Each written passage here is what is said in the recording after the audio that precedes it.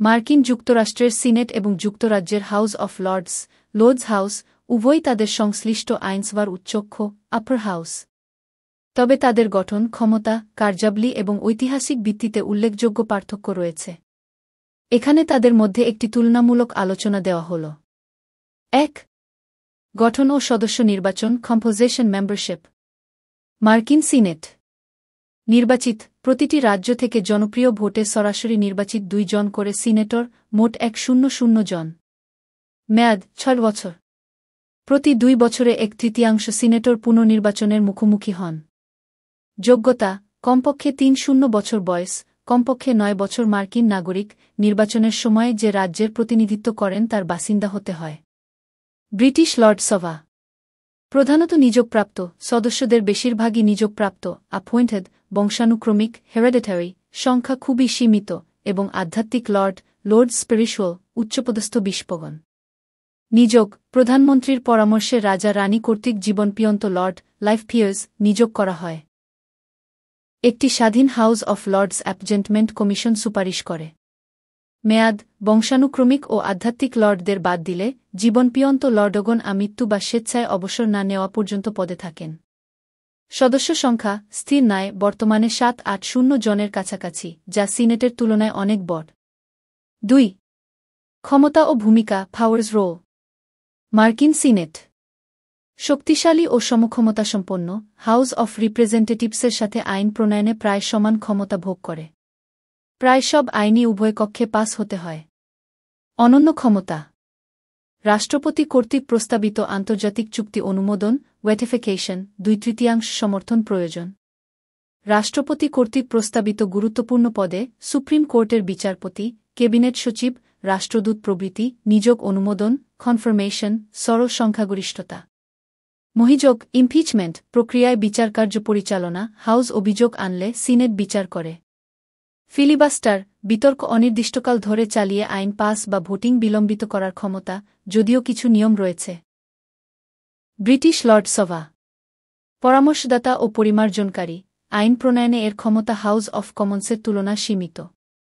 এটি প্রধানত পরামর্শ দেওয়া, বিল পর্যালোচনা করা এবং সংশোধনীর প্রস্তাব করার ভূমিকা পালন করে।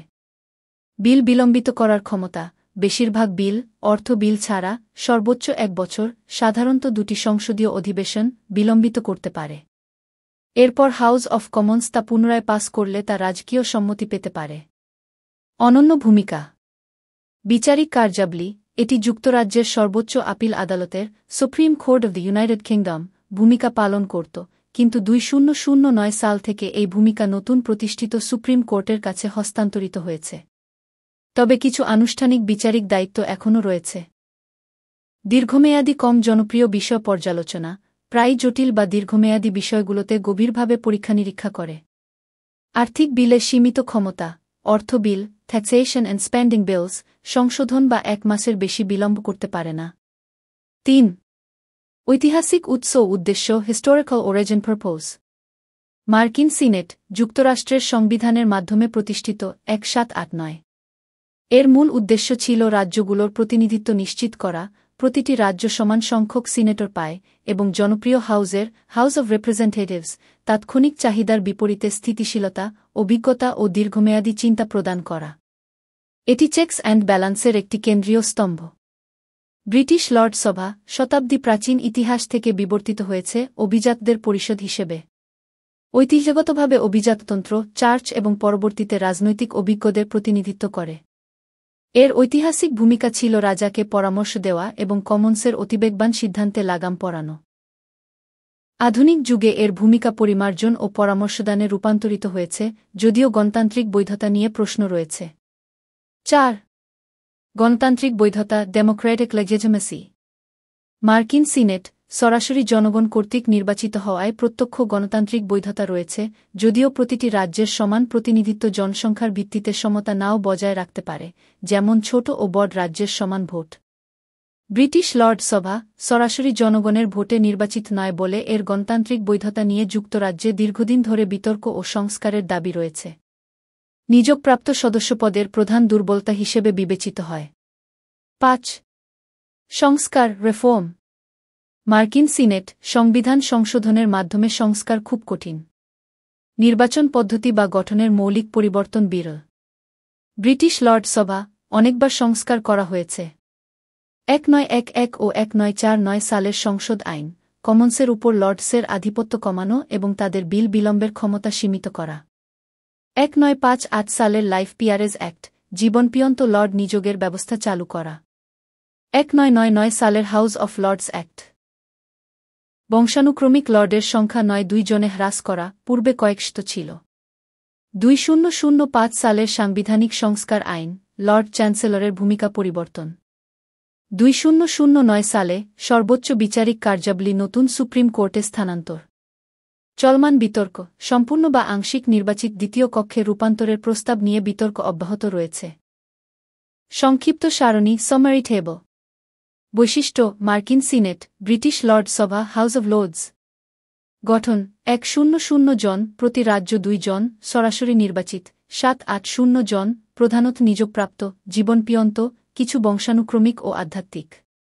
সদস্যপদ নির্বাচিত 6 বছর মেয়াদ, প্রধানত নিযোগপ্রাপ্ত, আমৃত্যু অবসর পর্যন্ত। প্রধান ভূমিকা আইন প্রণয়ন, চুক্তি অনুমোদন, নিযোগ অনুমোদন, মহাভিযোগ বিচার, আইন পর্যালোচনা ও পরিমার্জন, বিল বিলম্ব, বিশেষজ্ঞ পরামর্শ।